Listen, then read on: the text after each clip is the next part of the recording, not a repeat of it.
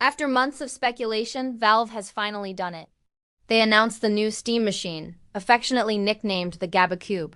Now, I could spend this whole video questioning their choice to ship a system with only 8 gigabytes of RAM in 2026. But honestly, I think that misses the bigger picture. I believe this little box, the Gabecube, the Gabecube, has the potential to do more for PC gaming than anything Microsoft has managed in the last decade. Think about it. With SteamOS and Linux, Valve has been methodically sanding down the rough edges of PC gaming, making it more accessible for everyone. On a Steam Deck, if you want to set a frame limit to save battery, it's not buried in some obscure driver menu. It's a simple toggle in the performance overlay. You want to suspend a game and come back to it later, just like on a console? SteamOS does that. And now, with the Steam machine, Valve is aiming to bring this streamlined, user-friendly PC gaming experience directly into the living room, targeting an audience that has traditionally stuck with consoles. Even though I'm not personally planning to buy one, I'm rooting for it to be a massive success. Why? Well, like a lot of PC gamers, I'm getting tired of Windows. Over the last few years, Microsoft has felt like a neglectful landlord for the PC gaming platform. They seem far more interested in pushing AI features like Copilot that most of us don't care about, rather than fixing the fundamental issues that have plagued Windows for years. It was only recently that Microsoft even acknowledged they were going to tackle shader stutter, a problem that has made so many recent AAA PC ports feel like a broken mess. And the worst part? Their proposed solution could take years to be fully implemented. So here's my hope. I want the Steam machine to be the Trojan horse, the revolution that finally brings SteamOS to the forefront and makes it a viable alternative for desktop PCs. But before that dream can become a reality, Valve has a massive critical problem to solve, the Linux cheating problem. Right now, the Steam Deck and SteamOS are fantastic for 2 of the 3 main pillars of PC gaming: incredible indie titles and sprawling single-player AAA adventures. For many people, that's more than enough. But it completely leaves out a colossal segment of the market: competitive multiplayer games. It's been nearly 4 years since the Steam Deck launched, and you still can't play some of the most popular competitive games on the planet. Why? It all comes down to how shockingly easy it is to create cheating software for Linux-based operating systems. In a 2024 interview with The Verge, Riot's Philip Koskinas put it perfectly.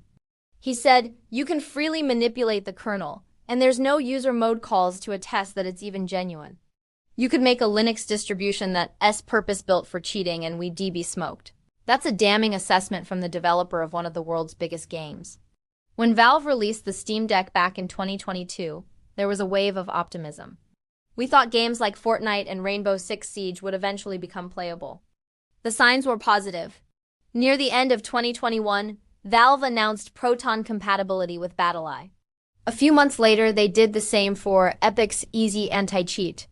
And of course, Valve's own solution, Vache, is fully supported, which is why games like Counter-Strike 2 and Dota 2 run perfectly on the Steam Deck.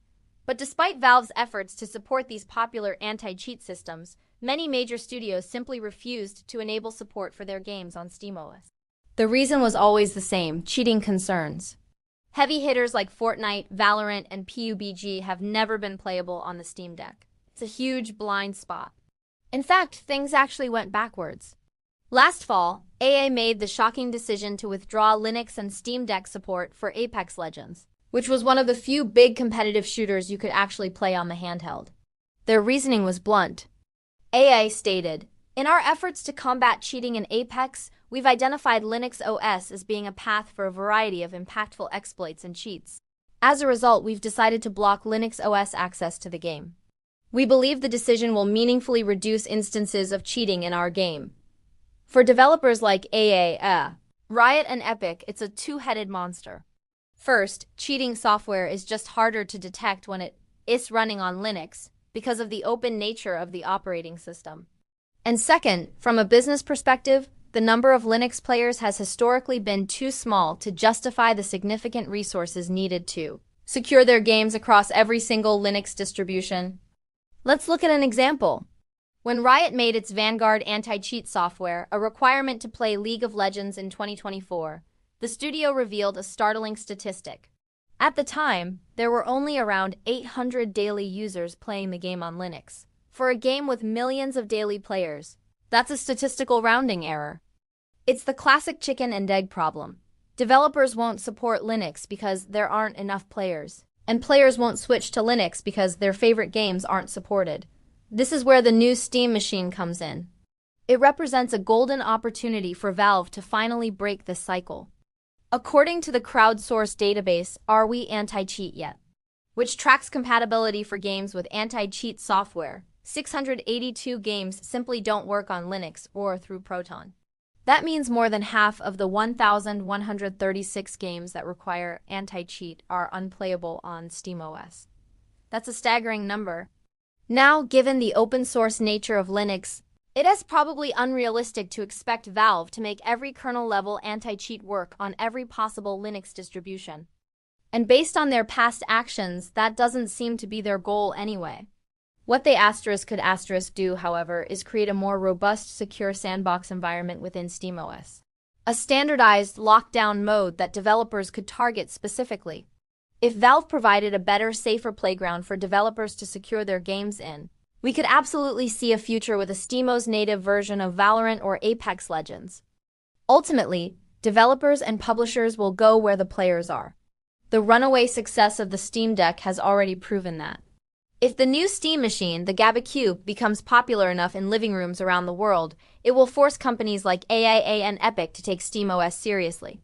If they are compelled to bring their biggest competitive games to the platform to chase that new audience, the entire PC gaming landscape will shift dramatically. We'll finally have a true viable competitor to Windows, driven by a company that actually seems to care about gamers. And that's a future I think we can all get excited about. Thanks for watching. What are your thoughts on the new Steam machine and the anti-cheat problem? Let me know down in the comments.